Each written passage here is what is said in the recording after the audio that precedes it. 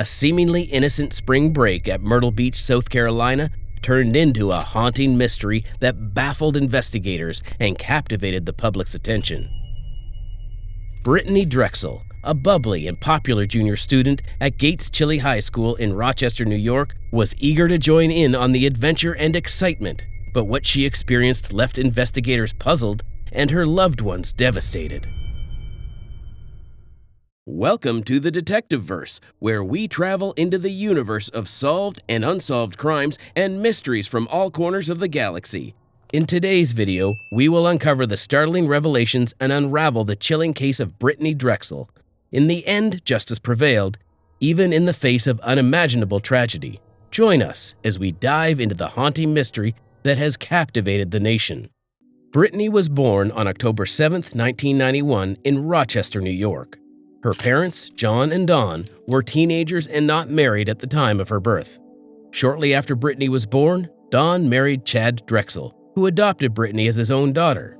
Following Chad's military service, the Drexel family settled in the peaceful suburb of Chile, which was located in the Rochester area. From birth, Brittanee faced a unique challenge. She was born with a condition called persistent hyperplastic primary vitreous in her right eye, which required multiple surgeries and left her right eye blind. Brittanee was a typical teenager who had dreams and aspirations like many young people her age. She had a loving family who supported her in her endeavors. Brittanee had a clear vision for her future. She aspired to become a maternity nurse and dreamed of finding her Mr. Right, with whom she could build a family and have children.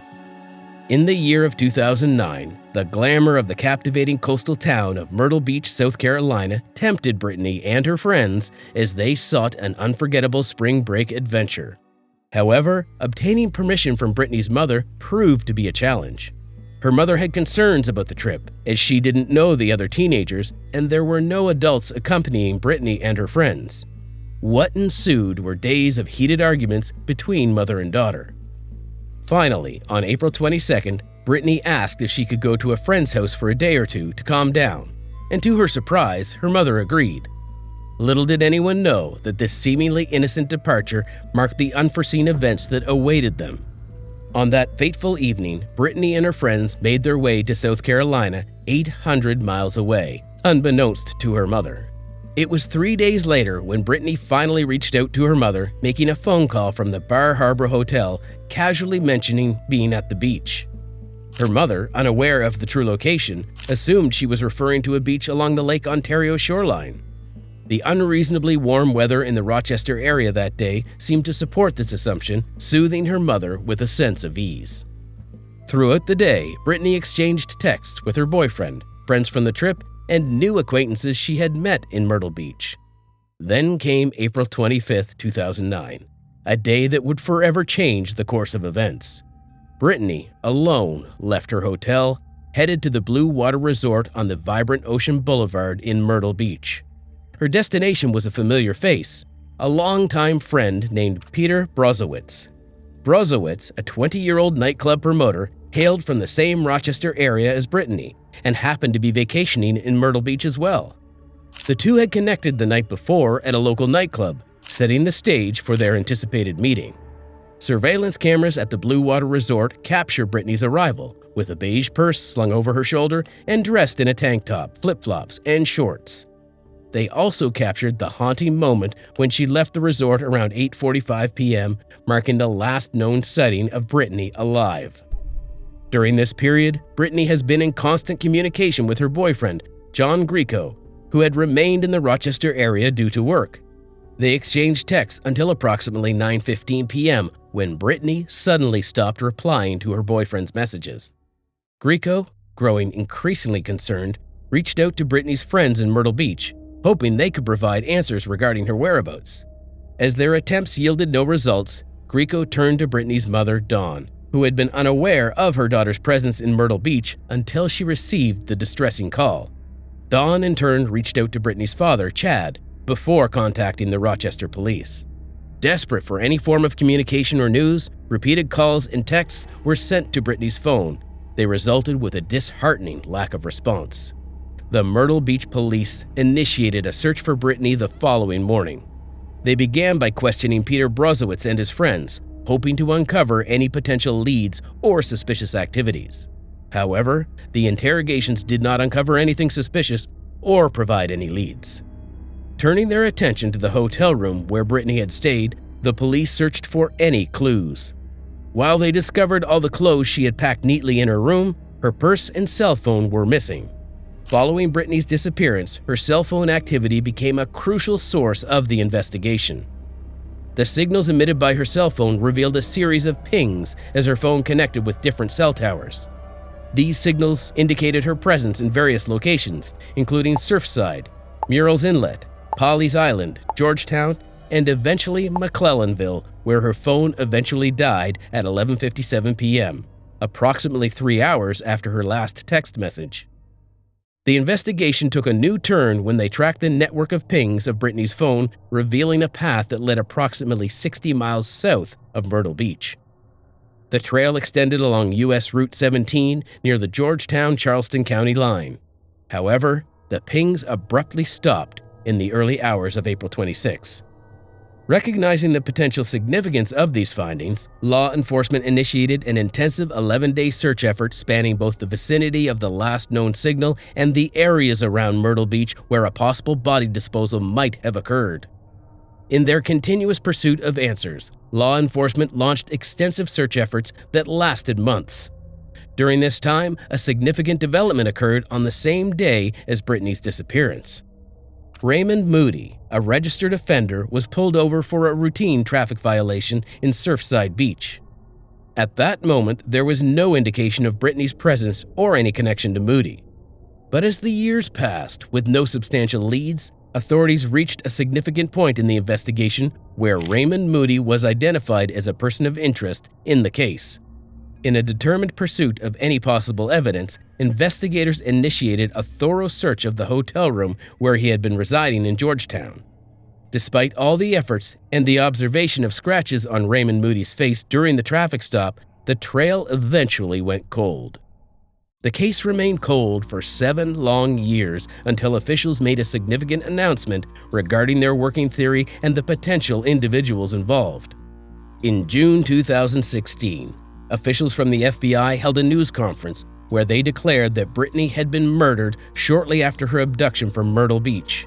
We know there's people that saw something, heard something, that has information that could lead us to closing out this investigation and bringing closure to this family.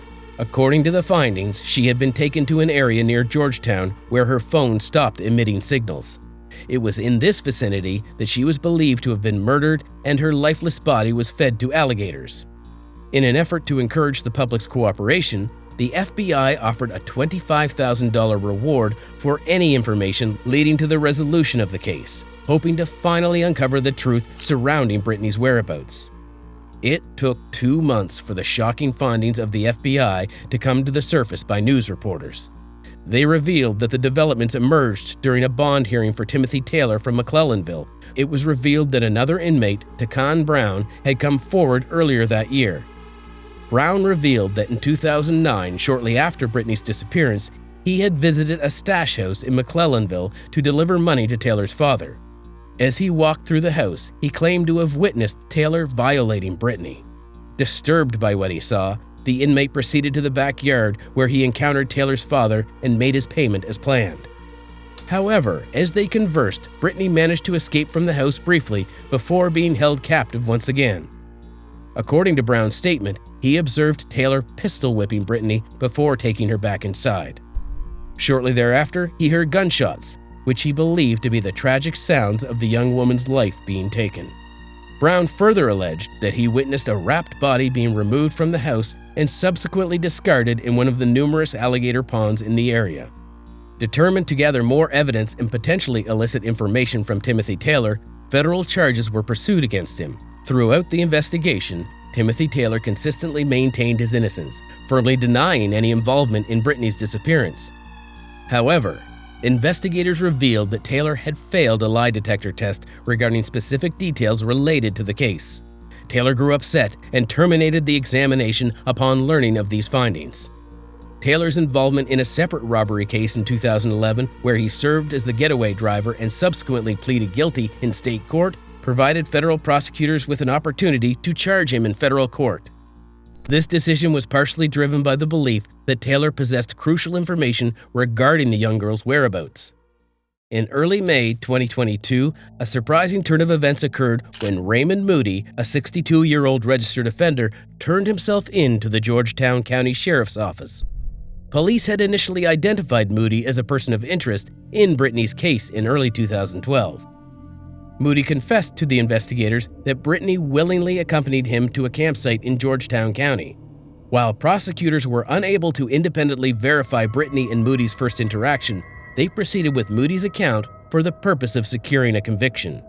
Once at the campsite, Moody stated that he engaged in a consensual sexual act with 17-year-old Brittanee. However, his desire to escalate the situation led to the start of a violent and non-consensual ordeal. Moody admitted to abducting and sexually assaulting Brittanee. Once realizing the consequences he would face, he made the bone-chilling decision to strangle her. Afterwards, he transported her body to another location within the county and buried her in the woods. This horrifying confession provided by Moody shed light on the brutal and tragic events that befell Brittanee Drexel. On May 11, 2022, the investigators located the human remains buried in the woods off a gated private drive outside Georgetown. These remains were found approximately 4 feet underground and were later identified through DNA and dental records as belonging to Brittanee Drexel on May 15th. The Georgetown County Sheriff, in collaboration with the Drexel family, made this information public on May 16th, concurrently with the announcement of Raymond Moody's arrest. Moody was arrested and faced charges of murder, kidnapping, and first-degree criminal sexual misconduct. In court on October 19, 2022, Moody pleaded guilty to all charges against him and received a sentence of life in prison, along with 2 consecutive terms of 30 years. While there was some sense of closure in finally obtaining justice for Brittanee Drexel and her loved ones, the heinous nature of the crimes committed by Moody served as a somber reminder of the tragedy that had unfolded. The case of Brittanee Drexel's disappearance and murder captivated the nation for over a decade. The tireless efforts of law enforcement, the agony of Brittanee's family, and the determination of the community all played a crucial role in seeking justice.